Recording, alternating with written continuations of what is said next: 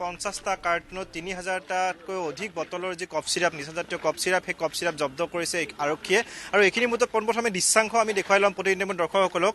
মিন্ময় আছে মিন্ময় দেখুৱাব ঘিউৰ আচলতে কাৰ্টুন বুলি তেওঁলোকে ঘিউৰ তেলৰ ঘিউৰ টিং বুলি তেওঁলোকে কৈ পেলাই এই ধৰণৰ কফ চিৰাপসমূহ লৈ আহিছিলে প্ৰায় 3000তকৈ অধিক ইয়াত কফ চিৰাপ আছে 50টাকৈ কাৰ্টুন আছে এই কাৰ্টুনত আৰক্ষীয়ে যেতিয়া সুধিছিল সেই আৰক্ষীয়ে সোধাৰ সময়ত তেওঁলোকে কৈছিল যে ইয়াত ঘিউ আছে কিন্তু আৰক্ষীৰ হাতত খবৰ আছিল যে তেওঁলোকে এই ধৰণে নিচাজাতীয় এই যি কফ চিৰাপ এই কফ চিৰাপখিনি সৰবৰাহ কৰি লৈ আহিছিল শিলিগুৰিৰ পৰা আৰু সেই খবৰ অনুসৰি আৰক্ষীৰ অভিযানত এইখিনি সামগ্ৰী জব্দ কৰা হৈছে আৰু তাৰ সমান্তৰালভাৱে তিনিটাকৈ যি ইয়াৰ অপৰাধীক গ্ৰেপ্তাৰ কৰা হৈছে আমি ইয়াৰ যিগৰাকী আৰক্ষী বিষয়াগৰাকী আছে দিলীপপাল শইকীয়া আছে আমি তেওঁৰ ওচৰলৈ যাম কেনেধৰণে গোটেই এই যিটো উদ্ধাৰ কেনেধৰণে কৰা হ'ল আৰু ইতিমধ্যে গ্ৰেপ্তাৰ কৰা হৈছে হয় আমাৰ ইনফৰমেশ্যন আছিল যে এনেকৈ শিলিগুৰিৰ পৰা এখন বাছ এখনত ছুপাৰ বাছখনত ইলিগেলি কফ চিৰাপ কিছুমান লৈ অহা হৈছিল আৰু সেই মানে গোপন তথ্যৰ ভিত্তিত আমি এখন বাছ ৰখালোঁ যেতিয়া আহি পেলাই ISBTত আমাৰ ISBT ICU আছিল লগত আৰু বাছখনত প্ৰথমতে কাৰ্টুনখিনি বিচাৰি পালোঁ কাৰ্টুনখিনি কণী বুলি লিখা আছে আপোনালোকে দেখি পাব এগ বুলি লিখা আছে তাৰপিছত আমি ক'লোঁ যে কিবা কাগজ পত্ৰ আছে নেকি তেওঁলোকে ঘিৰ কাগজ এখন খালে যিখন চালান তাত লিখা আছে ঘি বুলি তথাপিতো আমাৰ যিহেতু ইনফৰমেশ্যন আছে আমি উইটনেছৰ প্ৰেজেঞ্চত আমি টিনখিনি কাটি পেলাই যেতিয়া দেখিলোঁ তাতে কোডাইন কফ চিৰাপ আছে যিটো চাইক'ট্ৰপিক ছাবষ্টেঞ্চ কণ্টেইনিং গোটেই আমি 50টা কাৰ্টুন পাইছোঁ আৰু এতিয়ালৈকে আমি 3500ৰো অধিক কফ চিৰাপ বটল ধৰিবলৈ সক্ষম হৈছোঁ যিকেইগৰাকী লোকক এৰেষ্ট কৰা হৈছে কি নাম তেওঁলোকৰ এজনৰ নাম হ'ল গোলাপ হুছেইন তেওঁৰ বৰপেটা ডিষ্ট্ৰিক্টৰ তেওঁ ড্ৰাইভাৰ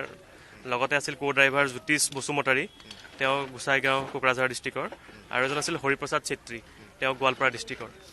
আৰু এইখিনি আমি যেতিয়া বস্তুখিনি হিচাপ কৰি আছিলোঁ মানে কাউণ্ট কৰি আছিলোঁ প্ৰচিডিঅ'ৰ কৰি আছিলোঁ যথেষ্ট সময় দৰকাৰ হৈছে আমাক তাত তেনেকুৱাতে তেওঁলোকৰ যিখন ৰিচিভাৰ আছিল সেই ৰিচিভাৰো এখন এই অটো এখন লৈ পেলাই আহিছিল আৰু লগে লগে আমি তেওঁলোককো আমি খাপ পিটি আছিলোঁ আহিব বুলি আমি গম পাইছিলোঁ আৰু অহাৰ লগে লগে তেওঁকো কৰায়ত্ব কৰিছোঁ তেওঁৰ নাম হ'ল ৰাহুল তেওঁ বিহাৰৰ তেওঁকো আমি ধৰিবলৈ সক্ষম এই যিখিনি নিচাজাতীয় সামগ্ৰী ক'লৈ নিয়াৰ ব্যৱস্থা কৰিছিল ক'লৈ লৈ যাম বুলি এইটো আমাৰ যিজন চালক ৰিচিভাৰ আহিছিল তেওঁ কৈছে ইয়াৰে ওচৰত এটা পাৰ্কিঙত লৈ যাব তেওঁৱে মেইনখিনি বস্তুখিনি লৈ যায় তথাপি আমি তদন্ত কৰি আছোঁ আৰু তদন্তৰ ভিত্তিত আমি গম পাম যে ক'লৈ একচুৱেল ডেলিভাৰী কৰিব গৈ আছিল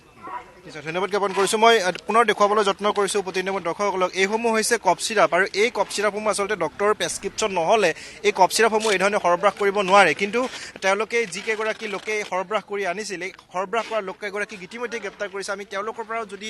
কিছু কথা জানিবলৈ বিচাৰিম যে তেওঁলোকে ক'ৰ পৰা কেনেকৈ আনিছিল এই কফ চিৰাপৰ বটলখিনি আপোনালোকে ক'ৰ পৰা আনিছিল শিলিগুৰিৰ পৰা ক'ত নিবলৈ চেষ্টা কৰিছিল ইয়াতে গুৱাহাটী নিবলৈ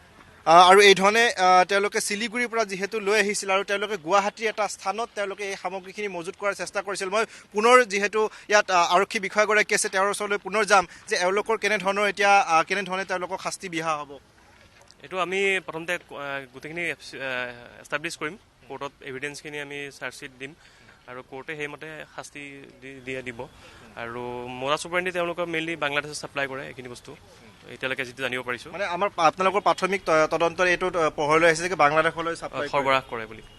নিশ্চয় সন্দেহ কৰা হৈছে যে এই যিসমূহ কফ চিৰাপ এই কফ চিৰাপসমূহ বাংলাদেশলৈ তেওঁলোকে সৰবৰাহ কৰে